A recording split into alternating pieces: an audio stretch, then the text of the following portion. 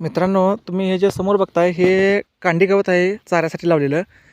तर 15 दिवसापूर्वी ह्याच्यावरती मी ह्या बाजूला इथं ह्या ह्या इकडे ह्या प्लॉटवरती इकडं ताक आणि अंडी संजीवकाची एक फवारणी घेतली होती.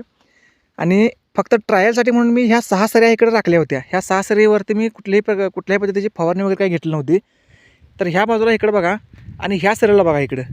इकडं हा तुम्ही हे जे बघताय ह्याची उंची आणि ह्याच्यावरचं हे जे तेज बघा, ह्याची काळुकी बघा.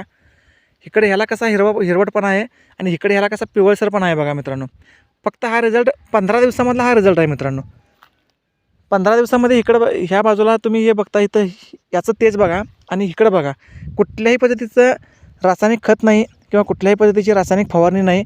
फक्त आणि फक्त पाणी पाजल्या दुसऱ्या दिवशी एक ताक आणि अंडी संजीवकाची एक फवारणी घेतली होती. एका फवारणीचा हा रिझल्ट आहे मित्रांनो.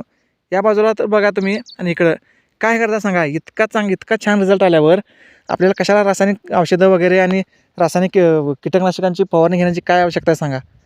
आज जर शेतकरी आपला बघितला तर टोमॅटो, वांगी ह्याच्यावरती आंतरप्रवाही कीटकनाशक आपण मारतो आहे मित्रांनो. जे कीटकनाशक त्या झाडामधून त्या पिकामधून जे आपल्या शरीरामध्ये जाऊन कॅन्सरसारख्या गोष्टी तयार करू शकतं आहे. इतकी भयानक आपल्याला ती कीटकनाशकं वापरण्याची आवश्यकता काय सांगा आपल्याला. त्याच्यापेक्षा जर आपण असे ताक अंडी संजीवक म्हणा, जीवामृत म्हणा, दशपर्णी अर्क, अग्निअस्त्र, ब्रह्मास्त्रसारखी अशी जी कमी खर्चामध्ये बांधावरच्या झाडांचा पाला वापरून आपण जे बनवू शकतो आहे, अशी जर ही देशी जर आपण पद्धतीने जर आपण शेती केली तर एवढी मुलुकची महाग औषधं घेऊन सुद्धा असा चांगला रिझल्ट येत नाही मित्रांनो. तर ह्या गोष्टी कशा बनवायच्या हे जर तुम्हाला माहिती करून घ्यायची असेल तर चॅनलला सबस्क्राईब करा. ह्या सगळ्या बाकीचे व्हिडिओ मी आपल्या चॅनलवरती टाकत जाईन.